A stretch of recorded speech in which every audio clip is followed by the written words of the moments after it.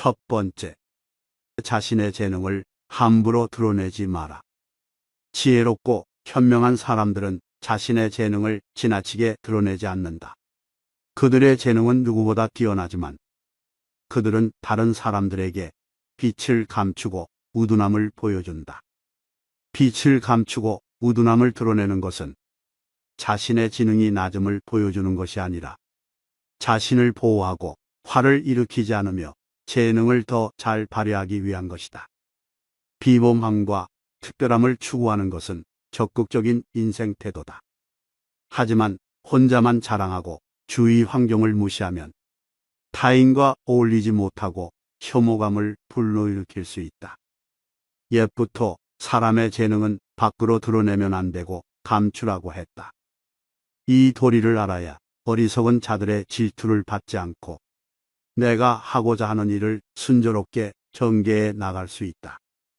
사람은 자기의 장점으로 인해 몸을 망치는 수가 많다. 단맛이 나는 샘물은 가장 먼저 마르게 되고 키가 큰 나무는 가장 먼저 잘리게 된다는 사실을 기억하라. 두 번째, 어리석은 자들을 피하라. 인생을 살아가다 보면 어리석은 자들을 만나게 된다. 이럴 때는 맞서는 기술과 피하는 기술이 필요하다. 사람은 군자와 소인이 있다. 군자는 어떠한 사람에게라도 공명정대하지만 소인은 항상 다른 사람을 놓고 계산하기 바쁘다. 소인은 늘 주변의 크고 작은 이익을 살펴 수시로 공짜로 얻으려는 마음이 강하다. 심지어 그들은 다른 사람을 막무가내로 우매하기도 하는데 그 기세를 도무지 막을 길이 없을 정도다. 그러므로 소인과 교제할 때는 신중해야 하며 굳이 이들을 건드리기보다는 피하는 편이 낫다. 옛 현인들은 군자의 미움을 살지언정 소인의 미움은 절대 사지 말라고 했다. 소인은 평생의 삶을 방해하고도 남기 때문이다. 따라서 소인을 절대 얕보아서는 안 된다. 군자는 소인과 친구는 되지 않더라도 소인을 대처하고 피할 줄 알아야 한다는 것을 명심하라. 실을 붉은 물감에 넣으면 붉게 되고 푸른 물감에 넣으면 푸르게 된다. 사람도 처음 접하는 것에 따라 여러 가지로 변한다. 그러므로 반드시 사람을 사귀는 데는 가려서 해야 한다. 도리를 돈독하게 지키지 못하며 사물을 널리 분별하지 못하며 옳고 그름을 살피어 분간하지 못하는 자는 더불어 어울릴 사람이 되지 못한다. 세 번째, 때와 장소를 가릴 줄 알아야 한다. 지혜로운 사람은 때와 장소, 사람을 가릴 줄 아는 법이다. 영리한 사람과 영리한 척하는 사람은 다르다.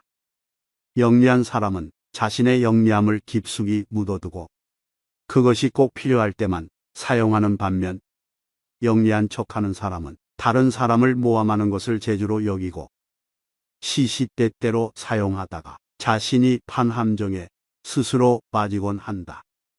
사실 영리함은 우리에게 주어진 재산이다. 중요한 것은 이 재산을 어디에 어떻게 이용할 것인가의 문제다. 얄팍하게 잔재주를 부리다가는 결국 언젠가 화를 부르기 십상이다. 지혜로운 사람은 훌륭한 재산인 영리함을 때와 장소, 사람을 가려 발휘할 줄 아는 사람이다. 네 번째, 겸허한 마음을 갖고 바라봐야 한다. 지혜로운 자들은 항상 겸허한 태도로 마음을 연다. 결코 자만하지 말고 겸허하며 다른 사람의 비평을 기꺼이 받아들이고 자기 잘못을 바로잡아서 넓은 마음으로 타인의 장점을 흡수해야만 자신의 장점을 더욱 향상시킬 수 있다고 말한다. 사실 이것은 말로 하는 것은 쉬워도 직접 실천에 옮기기는 어려운 동목이다. 그러나 이 점을 명심하라. 양자강과 황하는 작은 물줄기를 마다하지 않아 큰 강을 이루었다는 사실을 사람은 결코 오만해서는 안 되며 겸손이야말로 삶에서 가장 성실한 태도다. 세상은 크고 넓어서 온갖 기이한 일들이 많이 일어난다. 그 속에서 개인은 아무리 힘이 세고 영리하다 해도 우주 속의 한 점 먼지일 뿐이다. 때는 사람 위에 나는 사람이 있다고. 자기보다 뛰어난 사람은 언제나 존재하게 마련이다.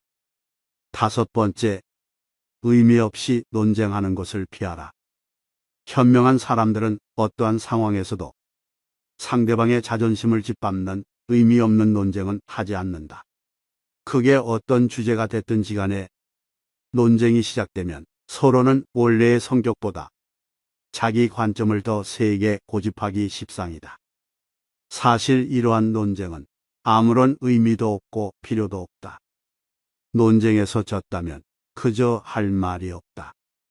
한편 상대방을 철저히 눌러 이겼다 한들 무슨 소용이 있으랴.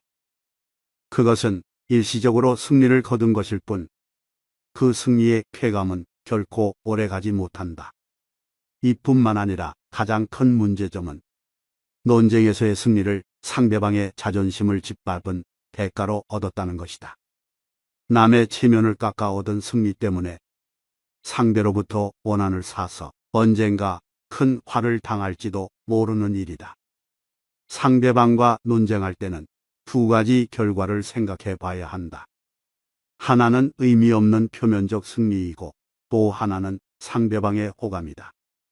이 두 가지는 한꺼번에 얻을 수 없다. 따라서 우리가 진정으로 원하는 것이 과연 무엇인지 곰곰이 저울질해보고 생각해 봐야 한다. 여섯 번째, 교만한 마음가짐을 버려라. 나를 비워야 타인을 담을 수 있는 것이다. 교만은 사람의 몸을 감싸는 앞치처럼 나에게 훌륭한 조언을 건네는 친구를 쫓아버린다. 다른 사람의 의견이 나와 다르다고 해서 틀렸다고 비난하며 잘난 척하지 말고 잠시 스스로를 돌아보아야 한다. 그래야 마음을 비우고 더 성숙해질 수 있다. 비워야 다른 사람을 담을 수 있고 교만하면 자기 외에는 아무도 담을 수 없다. 생활 속에서 우리는 늘 무의식적으로 물이 가득 찬 컵으로 변해버린다. 그러나 자만을 내려놓고 마음을 비운 채 다른 사람을 따라 배운다면 우리가 모르는 많은 것들을 발견하게 될 것이다. 겸손에는 두 가지가 있다. 지위가 낮거나 능력이 부족할 때 겸손한 것은 절대로 대단한 일이 아니다. 어떤 일에서 성과를 얻고 지위가 있음에도 다른 사람에게 칭찬을 받을 때 겸손한 것이야말로 사람들의 존경을 받는 진정한 겸손이다. 일곱 번째, 아첨하는 사람과는 서서히 거리를 두어라. 지혜로운 사람들의 특징을 살펴보면 그들은 아첨하는 사람을 곁에 두지 않는다.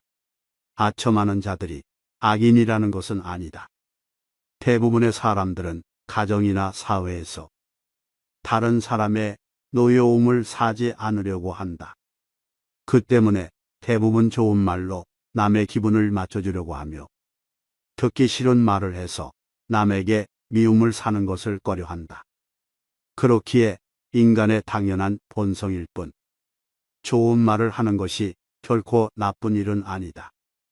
다만 문제는 친구 입장에서 듣기 좋은 말만 한다면 그것은 친구의 의무를 다하지 않는 것이다.